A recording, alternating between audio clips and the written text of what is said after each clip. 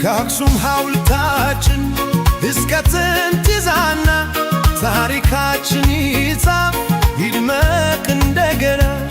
እናት አፍሪካዬ ይብዛላት ሰላሟ፣ እናት አንድ እናት ናት ቢለያይ ቀለሟ።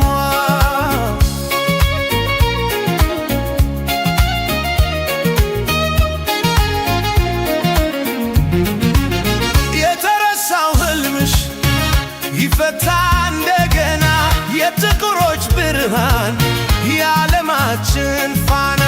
እናት ኢትዮጵያዬ የአበሾች መዲና፣ እናት አፍሪካ እኛን እንደሞችሽ ሰብስቢን ባንድ ልግግፍ ግግፍ አርገሽ። ሰላሟ ይትረፍረፍ ይና